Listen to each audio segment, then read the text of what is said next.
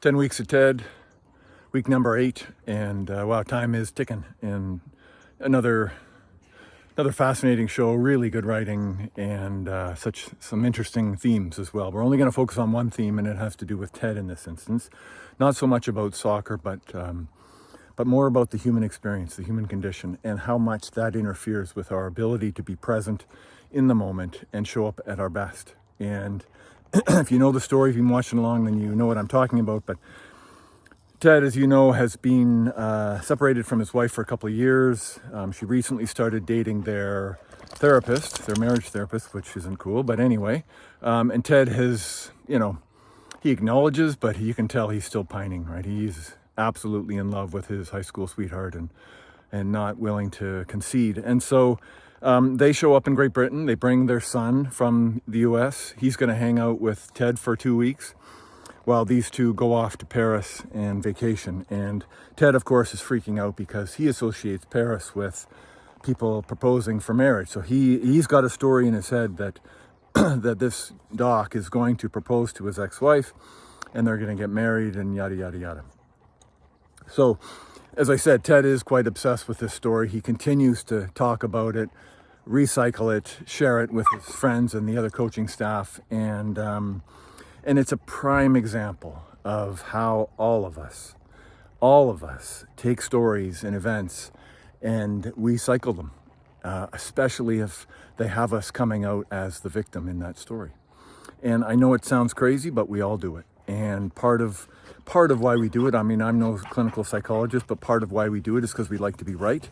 And by sharing that story again and again, we get to say, our ego gets to say, yeah, see, I'm right. This is what happened to me. And in that, we become the victim. So we cycle that victimhood story and it becomes part of our identity. And so because it's part of our identity, we don't want to let go of it. It sounds crazy, but it happens. And when I say that, I don't mean to diminish, any serious trauma that happens to people and they continue to cycle that. That requires, weeks, months, years of work, professional work.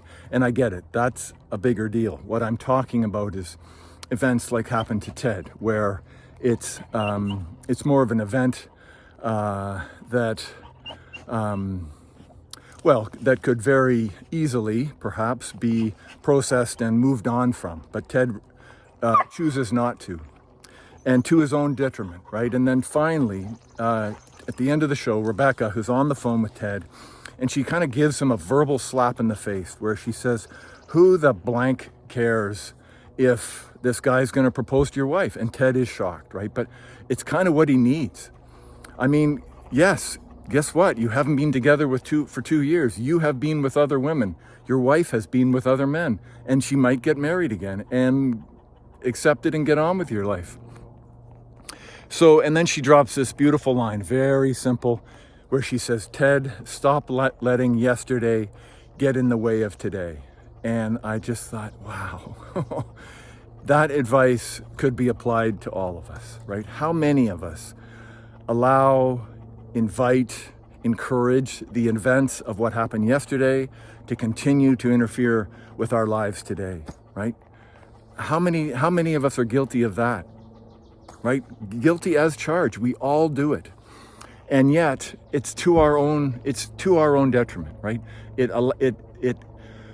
As a result, we show up in a limited way. And so one of the things we do in our coaching practice is to ask people in the face of adversity, to ask yourself this question: how can this be the best thing that ever happened to me?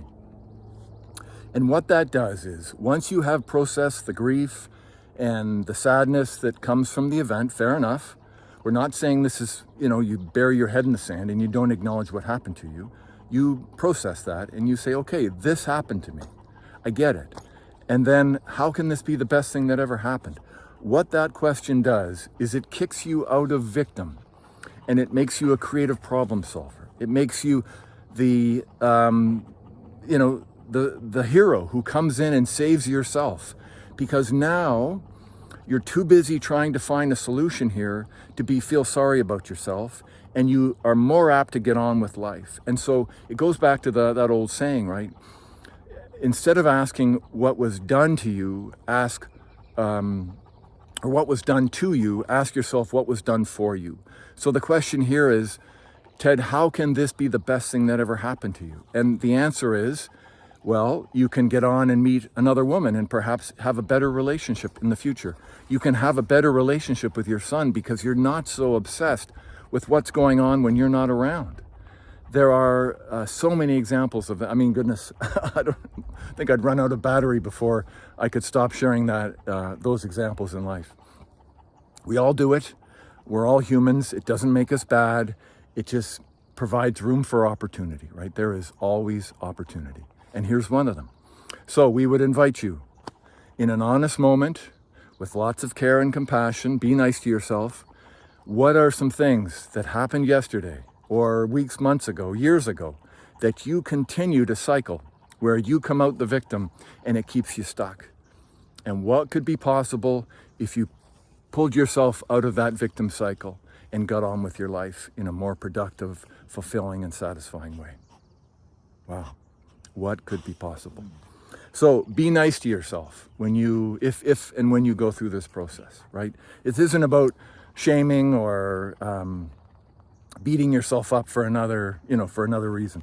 This is about a genuine process of acknowledging past events and going, okay, it's happened, it's done, and I'm going to let it go. And in letting it go, I'm going to start a new chapter. And that's always a good thing. So, yeah, it's beautiful here at Thetis Lake, and time to get on with the rest of the day. And we'll see you next week, and take care of yourselves. Be nice to everyone. Okay? Bye, everyone.